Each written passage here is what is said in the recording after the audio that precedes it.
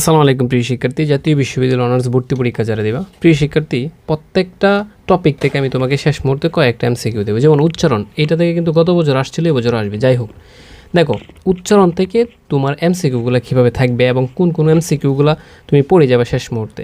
দেখো, প্রথমে আমি যদি বলি তোমাকে যে এই এমসিকিউটা একটু পড়বা। আর এটা মনে রাখার একটা টেকনিক শিখে দিয়ে তুমি যাতে 1000টা পারো। রসু ঠিক থাকবে, কথা বুঝছো? এই যে রসুটা ঠিক থাকবে। আর এই যে হয় ফলা যেখানে আছে না, এখানে হবে কি যেন বর্গের জ হসন্ত ঝৌকার্য। তাহলে বর্গের দুইটা বর্গের জ কেন দিলেন? কাটা। এই যে এটাও কাটা, এটাও কাটা, মানে কি বর্গের জ হসন্ত ঝৌকার্য। উত্তর হচ্ছে প্রথমটা। ক্লিয়ার? বুঝতে পারছো তুমি? আচ্ছা, এরপরে তুমি দেখো আবৃত্তি। সো আ থাকবে, ভি থাকবে, এইগুলো ঠিক থাকবে। আর এখানে এটি তয় তো, তার মানে দুইটা ত কোথায় আছে দেখো, দুইটা ত নাই কাটা। এটা আবার কি দুইটা ঋষিকার কেন আনলে? এটা আগেই কাটা, ত নাই কাটা। এই যে উত্তর হচ্ছে প্রথমটা। তুমি হচ্ছে এভাবে একটু মিলাবা, ঠিক আছে?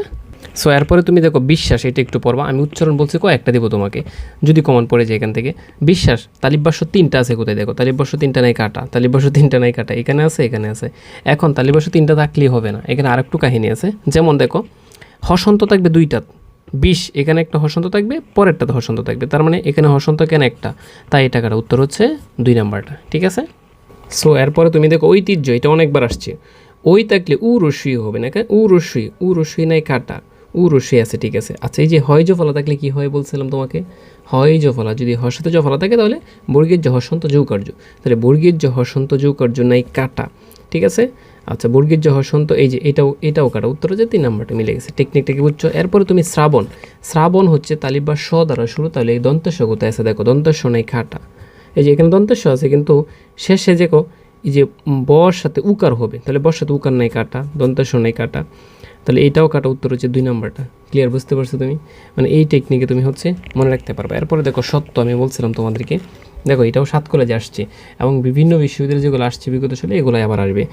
এই যে তর সাথে কি আছে, জফলা আছে, তাহলে তয় তো 2টা হবে, তাহলে তয় তো 2টা আছে, ঠিক আছে? আচ্ছা, দন্তস্ব, যদি শব্দের শুরুতে দন্তস্ব থাকে তাহলে তালিবাস্য হয়, তাহলে তালিবাস্য হয়েছে, কিন্তু এর সাথে উকার নাই কাটা, উকার নাই কাটা, উকার নাই কাটা। উত্তর হচ্ছে শেষেরটা, ঠিক আছে? সো এরপরে তুমি দেখো অধ্যক্ষ, এটা পড়বাই তুমি, এটা অনেকবার পড়াইছি, ঠিক আছে? অ থাকলে উ হবে, উ নাই কাটা, উ নাই কাটা। অধ্যক্ষ মানে অ থাকলে উ হবে। আর এখানে যে শেষে কিউ আছে না, এটার পরিবর্তে ক হসন্ত খোকার হবে, এই দুটো তো আগেই কাটা, তাহলে এটাও হয় না। উত্তর হচ্ছে 3 নাম্বারটা, ঠিক আছে? এরপরে তিতিক্কা, এটা পড়বা তুমি। এরপর ন্যূনতম, এটা একটু পড়ে যাবা, ঠিক আছে? এক নজর একটু দেখে নেবা জাস্ট। সো এরপরে দেখো স্মৃতিস্রোত, এটার উচ্চারণটা কী হবে? স্মৃতিস্রোত একটু বুঝো আগে ভালো করে। এই যে দন্ত শৈমফলা আছে, তো দন্ত শৈমফলা যেটাতে আছে এটা কাটা আগে, ঠিক আছে? স্মৃতিস্রোতে। সো তুমি দেখো তালিবাস্যর সাথে উ আছে কোনটা, এই যে উ আছে, ঠিক আছে? ঠিক আছে, এটাও ঠিক আছে। আর শেষে উকার হতে হবে, হ্যাঁ? তার মানে এই যে উকার নাই খাটা।